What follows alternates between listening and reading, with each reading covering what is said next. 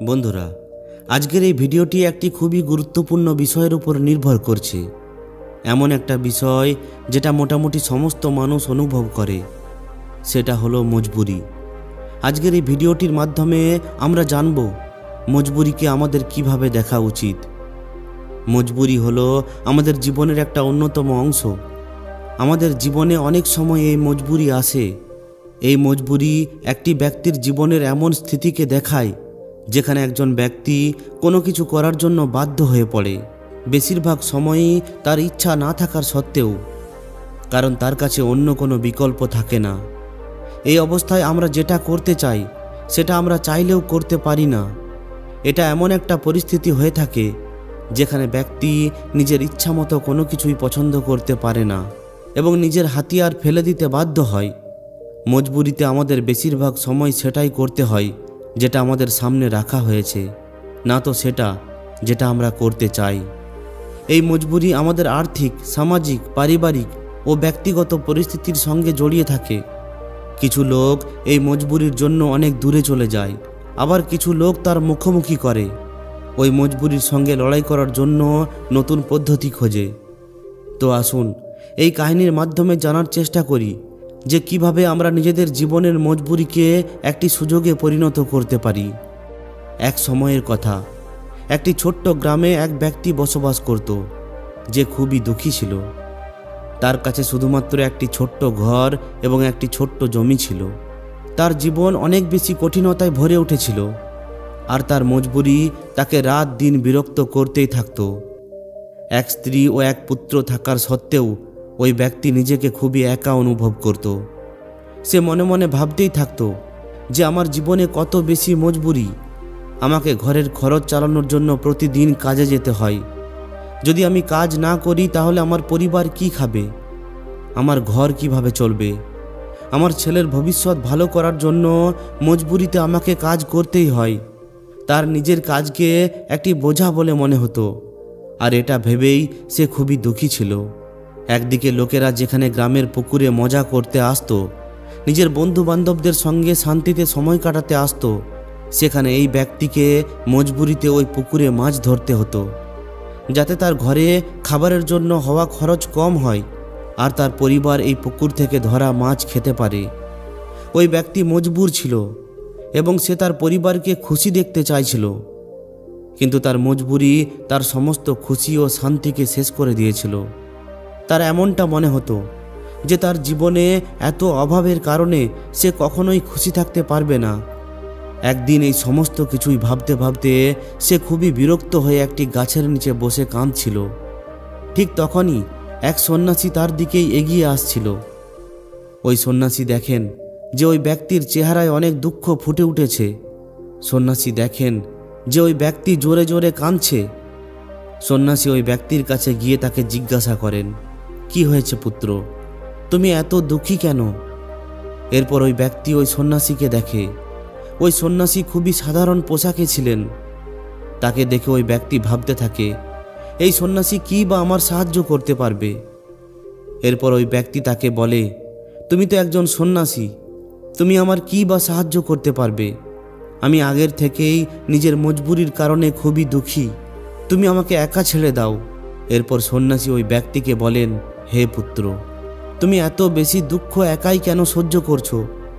আমাকে বলো তোমার কি হয়েছে, হয়তো আমি তোমার দুঃখকে দূর করে দিতে পারবো। তখন ওই ব্যক্তি ওই সন্ন্যাসীকে বলে, তুমি আমার মজবুরির থেকে আমাকে কিভাবে মুক্ত করতে পারবে? তুমি তো নিজেই জানো না মজবুরি কি জিনিস। তুমি কখনো কোনো মজবুরির মুখোমুখি হয়েছ? আমার জীবনের ব্যাপারে তুমি কি জানো? তোমার আর কি চিন্তা আছে? তোমাকে না তো কোনো কাজ করতে হয়, আর না তো তোমাকে কোনো পরিবারের ধ্যান রাখতে হয়। আমাকে তো দিন রাত কাজ করে নিজের পরিবারের দায়িত্ব পালন করতে হয়। ওই সন্ন্যাসী ওই ব্যক্তির কড়া শব্দকে শুনেও শান্ত থাকেন। তিনি বুঝে যান যে এই ব্যক্তি নিজের জীবনে কাজ ও নিজের মজবুরিকে খারাপ ভাবে, আর এই কারণেই নিজের কাজকে বোঝা ভেবে মন থেকে কোনো কাজকেই ভালোভাবে করতে পারে না। সন্ন্যাসী একটু হেসে বলেন যে ব্যাস, এই ব্যাপার, আমি তোমার মজবুরিকে তোমার ক্ষমতায় পরিণত করতে পারি। তোমার কখনোই কাজ করতে বোঝা অনুভব হবে না। আমি তোমাকে এমন একটা রাস্তা বলবো যেটা জানার পর তুমি যে কোনো কাজকে খুশি খুশি করতে পারবে, কিন্তু তোমাকে প্রথমে আমার একটি কাজ করতে হবে। তুমি কি তৈরি? ওই ব্যক্তি সন্ন্যাসীর এই কথা শুনে চিন্তায় পড়ে যায়। সন্ন্যাসী বলেছেন যে এমন একটা রাস্তা আছে যাতে খুশি খুশি সে কাজ করতে পারবে, পরিবর্তে তাকে তার একটা কাজ করে দিতে হবে। কিন্তু এটা কি সত্যি? এই সন্ন্যাসী এমন কিছু কি জানে, নাকি এই সন্ন্যাসী আমাকে বোকা বানাচ্ছে? ব্যক্তিটি কিছুক্ষণ ভেবে তাকে মানা করে দেয়, এটা বলে যে আমার এমনটা মনে হয় না যে তুমি এমন কিছু বলতে পারবে। ব্যক্তিটি ওই সন্ন্যাসীকে না বলে নিজের বাড়ি ফিরে আসে। এরপর কিছুদিন তো ওই সন্ন্যাসীর কথা তার মাথার মধ্যে ঘোরাফেরা করতে থাকে, কিন্তু ধীরে ধীরে সময়ের সঙ্গে সঙ্গে সে ওই সন্ন্যাসী এবং তার কথাকে ভুলে যায়। এরপর সে সম্পূর্ণভাবে ওই সন্ন্যাসীকে ভুলে যায় এবং আবার নিজের প্রাত্যহিক জীবনে ফিরে আসে। এরপর কয়েক মাস পর তার সঙ্গে একদিন তার এক বন্ধুর দেখা হয়। তার বন্ধু তাকে বলে যে আমাদের গ্রামে এক জ্ঞানী বৌদ্ধ সন্ন্যাসী উপদেশ দিতে এসেছেন। তিনি যেটা বলেন সেটাই করে দেখান। তিনি খুবই বুদ্ধিমান। তার ওই বন্ধু ওই ব্যক্তিকে বলে, তুমিও চলো আমার সঙ্গে, তুমিও ওই সন্ন্যাসীকে নিজের ব্যাপারে কিছু জিজ্ঞাসা করবে। এটা শুনে ওই ব্যক্তিটি ভাবে, আমি তো প্রতিদিনই কোনো না কোনো কাজে ব্যস্ত থাকি, আমাকে নিজের জন্য কিছুটা সময় বের করা উচিত। তাই সে তার বন্ধুর সঙ্গে ওই সন্ন্যাসীর সঙ্গে দেখা করার জন্য রাজি হয়ে যায়। পরের দিনই এই ব্যক্তি ওই আশ্রমে যায়, যেখানে সে ওই সন্ন্যাসীকেই দেখতে পায়, যিনি ওই দিন তাকে নিজের কাজকে খুশি খুশি করার রাস্তা বলার কথা বলেছিলেন। সে তার বন্ধুকে জিজ্ঞাসা করে যে ইনি কি ওই সন্ন্যাসী যার উপদেশ আজ আমরা এখানে শুনতে এসেছি? তার বন্ধু বলে, হ্যাঁ, ইনি সেই সন্ন্যাসী, যিনি খুবই মহান এবং যার কাছে জ্ঞানের অফুরন্ত ভাণ্ডার আছে, যার কাছে স্বয়ং রাজা মহারাজারাও জ্ঞান নিতে আসেন। তখন সে তার বন্ধুকে বলে, এই সন্ন্যাসীর সঙ্গে আমার এর আগেও দেখা হয়েছে। এরপর সে তার বন্ধুকে তার সমস্ত কথা খুলে বলে। তার বন্ধু সমস্ত কথা শোনার পর বলে যে যদি এই সন্ন্যাসী তোমাকে কথা দিয়েছেন তাহলে অবশ্যই তিনি সেটা পূরণ করবেন। তোমাকে ওনার সঙ্গে একবার দেখা করা উচিত, তুমি আরও একটা সুযোগ পেয়েছ। কিছুক্ষণ পর্যন্ত ওই ব্যক্তিটি দাঁড়িয়ে দাঁড়িয়ে ভাবতেই থাকে যে এখন আমার কি ওই সন্ন্যাসীর সঙ্গে দেখা করাটা ঠিক হবে? আমি সন্ন্যাসীর কাছে যাব কি না? তিনি আমার ব্যাপারে কি ভাববেন? কিন্তু এখন তার মনের মধ্যে এই বিশ্বাস ছিল যে ওই দিন ওই সন্ন্যাসী তাকে বোকা বানাচ্ছিলেন না। আর যদি এমন কোনো রাস্তা থাকে যেখানে আমার সমস্ত মজবুরি, সমস্ত দুঃখ কষ্ট ছোট মনে হবে, তাহলে আমি ওই রাস্তায় খুশি খুশি এগিয়ে যাব। আমি ওই রাস্তাটিকে অবশ্যই জানব, তাতে আমাকে ওই সন্ন্যাসীর সামনে লজ্জিত হতেই বা হোক না কেন, আমি এই সুযোগকে কখনোই যেতে দেব না। এটা ভেবেই ওই ব্যক্তি ওই সন্ন্যাসীর সঙ্গে দেখা করার জন্য ঠিক করে। উপদেশ শেষ হতে হতে সন্ধ্যা হয়ে পড়ে, লোকেরা বাইরে যেতে শুরু করে। তখন ওই ব্যক্তি ওই সন্ন্যাসীর কাছে যায় এবং তাকে বলে, হে গুরুদেব, আপনার কি মনে পড়ছে আমার সঙ্গে আপনার আগেও দেখা হয়েছিল? আমাকে ক্ষমা করবেন, আমি ওই দিন আপনাকে অনেক উল্টোপাল্টা বলেছি, এই জন্য আমি অনেক লজ্জিত, আমার এখন অনেক আফসোস হচ্ছে। কিন্তু আপনি কি আমাকে ওই রাস্তা বলতে পারেন যাতে আমি খুশি খুশি কাজ করতে পারি? আমি আপনার যে কোনো কাজ করার জন্য তৈরি। তখন ওই সন্ন্যাসী একটু হেসে বলেন, হ্যাঁ, আমার মনে আছে, তুমি সেই ব্যক্তি যার সঙ্গে ওই দিন খুবই দুঃখী অবস্থায় আমার দেখা হয়েছিল। ঠিক আছে, আমি আমার কথা রাখব, কিন্তু এখন সন্ধ্যা হয়ে গেছে, আমি সম্পূর্ণ দিন উপদেশ দিয়ে ক্লান্ত হয়ে গেছি। তুমি কাল সকালে এই আশ্রমের বাইরেই আমার সঙ্গে দেখা করবে। ওই ব্যক্তি খুবই খুশি হয় এবং বলে, ঠিক আছে গুরুদেব, আমি কাল সকালেই আপনার সঙ্গে এখানে দেখা করব। পরের দিন সকাল হতেই ওই ব্যক্তি ওই সন্ন্যাসীর সঙ্গে দেখা করতে যায়। যখন ওই ব্যক্তি সেখানে পৌঁছায় তখন গুরুদেব দরজার সামনেই দাঁড়িয়েছিলেন। ওই ব্যক্তি সন্ন্যাসীর কাছে যায় এবং বলে, গুরুদেব, আমি তৈরি। তখন সন্ন্যাসী বলেন, হে পুত্র, আমি তোমাকে যে কথা দিয়েছিলাম সেটা আমার মনে আছে, কিন্তু আমার তোমাকে বোঝার জন্য তোমাকে দিয়ে কিছু কাজ করাতে হবে। তখন ব্যক্তিটি বলে, হ্যাঁ গুরুদেব, আমি সমস্ত কিছুই করার জন্য তৈরি, আপনি বলুন আমাকে কি করতে হবে। ওই সন্ন্যাসী তাকে পাশেরই একটি পুকুরের ধারে নিয়ে যায়। সেখানে একটি অনেক বড় পাথর ছিল, যেটা জলের প্রবাহকে আবদ্ধ করে রেখেছিল। সন্ন্যাসী ওই ব্যক্তিকে বলেন যে, তুমি এই পাথরটিকে দেখতে পারছো, যেটা ওই জলের প্রবাহকে আবদ্ধ করে রেখেছে? তোমাকে ওই পাথরটি ওখান থেকে সরাতে হবে। যখনই তুমি ওই পাথরকে ওখান থেকে সরাবে, তখনই তুমি তোমার প্রশ্নের উত্তর পেয়ে যাবে। তখন ব্যক্তিটি বলে, কিন্তু হে গুরুদেব, এটা কিভাবে সম্ভব? এটা তো অনেক বড় একটি পাথর, আমি কিভাবে এটাকে সরাবো? আর এই পাথরকে সরানোর ফলে আমার জীবন থেকে আমার মজবুরি কিভাবে শেষ হবে? আমি কিছুই বুঝে উঠতে পারছি না। তখন সন্ন্যাসী বলেন, তুমি বলেছিলে যে তুমি আমার যে কোনো কাজ করে দেবে। তোমাকে এই পাথরকে সরাতেই হবে, না হলে আমি তোমাকে তোমার প্রশ্নের উত্তর কখনোই দিতে পারবো না। এখন আমি আশ্রমে যাচ্ছি। যখন তুমি এই কাজটি সম্পূর্ণ করে দেবে, তখনই তুমি আমার সঙ্গে দেখা করতে আসবে। এটা বলেই ওই সন্ন্যাসী তার আশ্রমের দিকে এগিয়ে যান। এদিকে ওই ব্যক্তিটি এটা ভাবতে থাকে যে, আমি এটা কিছুতেই বুঝতে পারছি না যে গুরুদেব আমাকে এই পাথরটি সরানোর কাজ কেন দিলেন। কিন্তু যাই হোক, এখন আমার সমস্যার সমাধান তো আমার চাই। আমি তো আমার জীবনে খুবই দুঃখী, আর যদি এই পাথরটি সরানোর পর গুরুদেব আমাকে রাস্তা দেখায়, তাহলে ঠিক আছে। গুরুদেব যখন এটা আমাকে করতে বলেছেন, তাহলে এর মধ্যে অবশ্যই কোনো ব্যাপার আছে। এটা ভেবে ওই ব্যক্তি নিজের হাত দিয়ে ওই পাথরটিকে সরানোর চেষ্টা করতে শুরু করে। কিন্তু ওই পাথরটি এত বিশাল ও এত ভারী ছিল যে সেটা একটুকুও সেখান থেকে নড়ে না। কিছুক্ষণ পর হতাশ ও ক্লান্ত হয়ে সে নিজের পিঠ দিয়ে আবার চেষ্টা করে। তখন সে দেখে যে ওই পাথরটি একটু নিজের জায়গা থেকে সরেছে, কিন্তু যেই সে ওই পাথরটিকে ছেড়ে দেয়, ওই পাথরটি আবার আগের জায়গাতেই চলে আসে। ওই ব্যক্তির আত্মবিশ্বাস ভেঙে যায়। সে মনে মনে ভাবতে থাকে যে গুরুদেব এটা কি ধরনের কাজ আমাকে দিলেন? এই পাথর তো একটুও সরার নামই নিচ্ছে না। বাইরে খুবই রোদ্দুর ছিল, তাই সে ঘামে ভিজে যায়। ওই ব্যক্তি চেষ্টা করা বন্ধ করে দেয়। ঠিক তখনই তার ওই সন্ন্যাসীর কথা মনে পড়ে যে সে যদি তার কথা মতো কাজ না করে, তাহলে সে সেটা পাবে না যেটা সে চায়। এই কাজটি করাও ছিল এক প্রকারের মজবুরি। অনেকটা সময় কেটে যাওয়ার পর ওই ব্যক্তি পাশেই একটি গাছ দেখতে পায়। ওই গাছটিকে দেখেই তার মাথায় একটি বুদ্ধি আসে। সে ভাবে, যদি আমি একটি গাছের ডালকে ওই পাথরের নিচে লাগিয়ে ওই গাছের ডালের উপর চাপ দিই, তাহলে হয়তো আমাকে অনেক কম পরিশ্রম করতে হবে, আর ওই পাথরটিকেও খুব সহজে সেখান থেকে সরানো যাবে। তাই সে ওই গাছটি থেকে একটি গাছের ডাল ভাঙতে শুরু করে দেয়।